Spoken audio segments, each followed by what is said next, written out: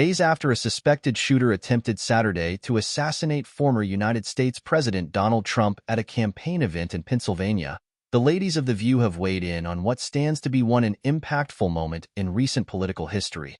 "Thank God that the former president is okay," said Alyssa Farah Griffin, who previously worked for Trump's communications team, at the top of Monday's live show. "I think it's a moment for reflection on the tone and tenor of our politics. One thing that's fundamentally American is our right to criticize policies and the character of our politicians, but the way in which we do it matters. We live in an era where escalatory rhetoric and saying the most damning and inciting thing often is what's rewarded.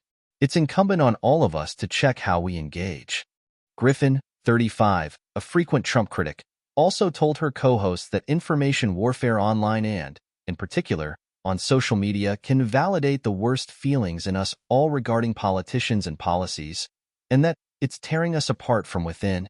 Ana Navarro, The View's second Republican seat holder who also regularly criticizes Trump on the air, said that she's very happy Donald Trump is safe, and that, as someone who previously fled Nicaragua over political turmoil, she condemns all forms of political violence around the world. "To me, this is not something that's supposed to happen in America.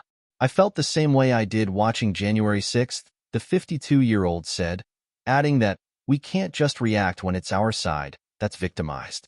It was a 20-year-old, lone wolf, white whack job with easy access to a gun, and we have to have a conversation about that," Navarro speculated, outlining other vulnerable groups that she feels conservatives target through policy and rhetoric.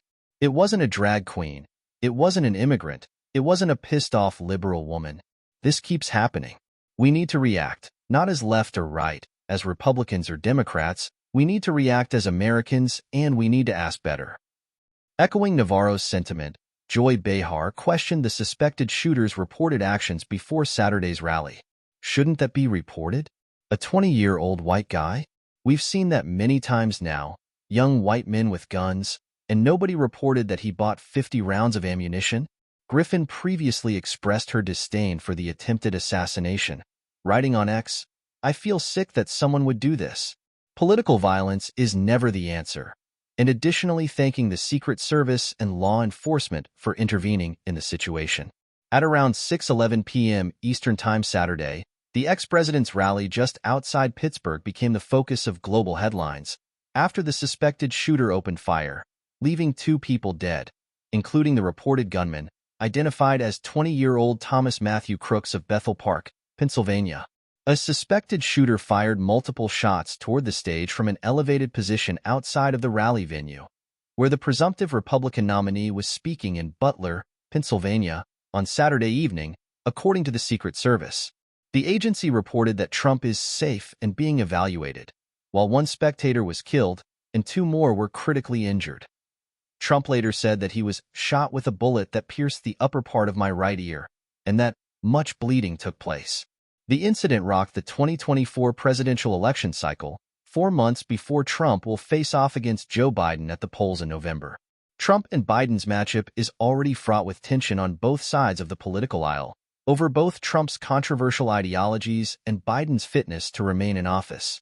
Many top Democrats, celebrities, and influential figures have called for Biden to bow out of the race following his performance at the June 27th debate, including View co-hosts Griffin and Sarah Haynes, as well as George Clooney, who last week wrote a New York Times op-ed calling for Biden to step down.